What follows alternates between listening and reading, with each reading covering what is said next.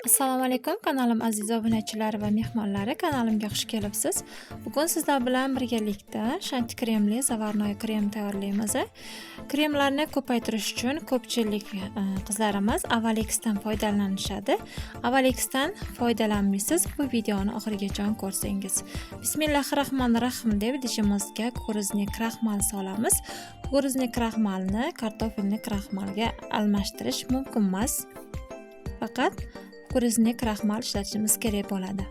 Shakar solamiz, bir dona tuxum va 600 gram 700 gram atrofida sut ishlatamiz. Dastlab birinchi 300 gramini solib, venchikda yaxshilab aralashtiramiz, qumoqlari qolmasin. Mana yaxshilab aralashtirib olganimizdan keyin qolgan 300 gram sutimizni ham solib, past olovga gazga qo'yib, piltillatib qaynatib olamiz.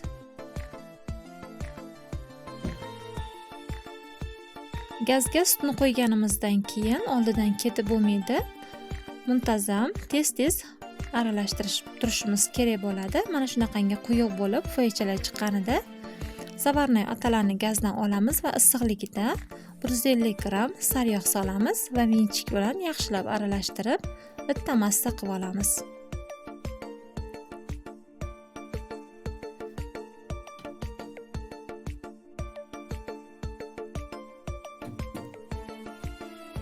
Mana zavarnoy otalarimiz tayyor bo'ldi. Sariyog'i yaxshi aralashib ketgandan keyin boshqa idishga solib, tezroq sovishi uchun boshqa idishga solib olamiz. Ustini strech bilan yopamiz albatta va xona haroratiga emas, xolodilnikka qo'yib qo'yamiz. Muzxonasiga emas, oddiy sovutgich xonasiga qo'yib, zavarnoy atalarni sovutib olamiz. Xona haroratida turishi mumkin emas, xolodilnikka qo'yishimiz shart. Xolodilnikdan olishimizdan oldin 200 gram shant krem, 200 ml da muzdek suv solib, mikserni baland tezligida qattiqqina krem bo'lguncha ko'pirtirib olamiz. Shant kremga sut solishim kerak edi, lekin hozir uyimda sut bo'lmagani uchun qolmagan ekan, o'shaning uchun suv soldim. Agar uyingizda sut bo'lsa, muzdek sut solib ko'pirtirsangiz bo'ladi. Mana shant kremimiz tayyor bo'ldi. Endi xolodilnikdan zavarnoy kremni olamiz. Mana muzdek haroratda bo'lib turibdi. Zavarnoy kremni shant kremga qo'shishdan avval bir marta mikserlab yuborishimiz kerak bo'ladi. Men esimdan chiqib birdaniga solib yuboribman. Sizlar albatta zavarnoy kremni bir marta mikserlab yuborishingiz kerak bo'ladi.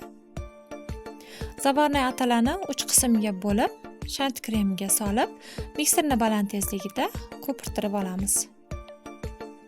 Mikserni baland tezligida ko'pirtirishimiz kerak bo'ladi. Past skorsiga tushirmang aslo. Baland skorsida ko'pirtirib olamiz. O'shanda kremlarimiz juda ham zo'r chiqadi. Kanalimda mehmon bo'lsangiz, kanalimga obuna bo'lib, videom yoqqan bo'lsa, bir dona like bosib, shirin kommentariyangizni ayamaysiz degan umiddaman. Kanalimga obuna bo'lib, shirin kommentariyalar yozib, meni xursand qilayotgan aziz obunachilarimga o'z minnatdorchiligimni bildiraman va sizlar uchun bir-biridan qiziqarli va oilangizga yengilroq bo'ladigan va osonroq tayyorlanadigan bir-biridan qiziqarli retseptlarni sizlar uchun tayyorlab kanalimga qo'yib boraman. Albatta kanalimni kuzatishda davom eting. Mana shanti kremga zavarnoy kremni aralashtirib oldik. Oxirida 150 gram maloqa solib, yana mikserni baland tezligida bitta massa qilib ko'pirtirib olamiz. Juda ham mazali krem bo'ladi qizlarjonlar. Albatta bir marta bo'lsa ham tayyorlab ko'ringlar. Agar kremni tortni bezatish uchun ishlatmoqchi bo'lsalaring, xolodilnikka yarim soatga qo'yib olasiz. O'shanda krem o'ziga kelib oladi va bemalol tortlarni bezatib olsangiz bo'ladi. Mana qopchaga solib oldim. Oddiy yulduzcha nasatkasini qo'yib, har xil gullar chiqarib ko'rsatyapman. Men buni xolodilnikka qo'yganim yo'q. Xolodilnikka qo'ysangiz, rosa ham o'zini qaddini rosa ham zo'r ushlaydi. Bemalol tortlarni bezatishingizga bo'ladi. Bu kremni bemalol Napoleon medoviklarga ham va har xil pirojnilarga, tortlarga tayyorlab, oralariga va bezatish uchun ishlatishingizga bo'ladi. Juda ham yaxshi krem, ajoyib krem bo'ladi. Bir marta bo'lsa ham tayyorlab ko'ringlar. Sizlarga ham albatta yoqishiga ishonaman. Ozgina videolarimiz kechroq chiqyapti, chunki kunduzi ishlayman, kechasi video olishga harakat qilaman, sizlarga ilinishga harakat qilaman va videolarim sizlarga yoqdi deb umid qilaman. Yoqqan bo'lsa, bir dona like va fikrlaringizni kutib qolaman. Yangi retsept, yangi videolarda ko'rishguncha xayr, omon bo'ling.